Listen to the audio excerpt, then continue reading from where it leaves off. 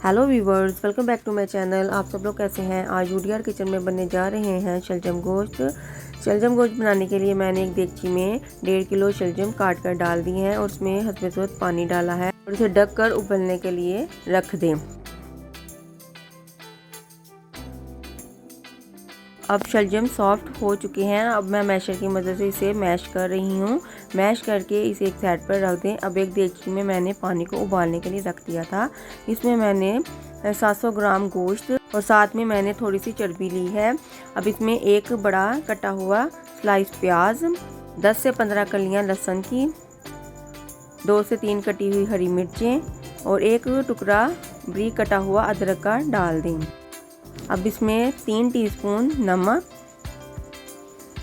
आधी टीस्पून हल्दी, 2 टीस्पून लाल मिर्च, 2 टीस्पून धनिया पाउडर, आधी टीस्पून पेपरिका पाउडर और 2 टेबलस्पून घी डाल दें। घी मैंने थोड़ा डाला है क्योंकि मैंने चर्बी भी इसमें डाली है।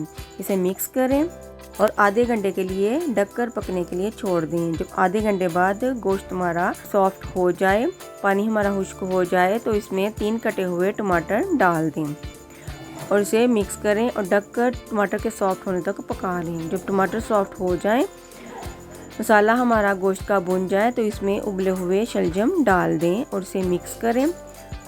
और इसमें मैंने एक छोटी कटोरी चीनी की डाली है, इसे भी मिक्स कर लें। इस स्टेज पर आप नमक चेक कर सकते हैं। इसे ढककर पकने के लिए रख दें।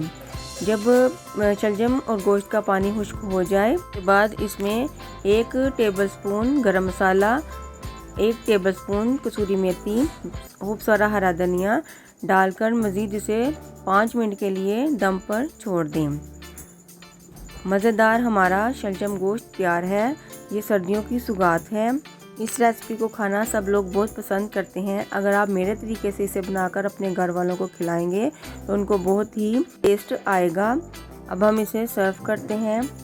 अगर आपको मेरी रेसिपी अच्छी लगती है तो मेरी रेसिपी को लाइक और शेयर करें और मेरे चैनल को सब्सक्राइब करें।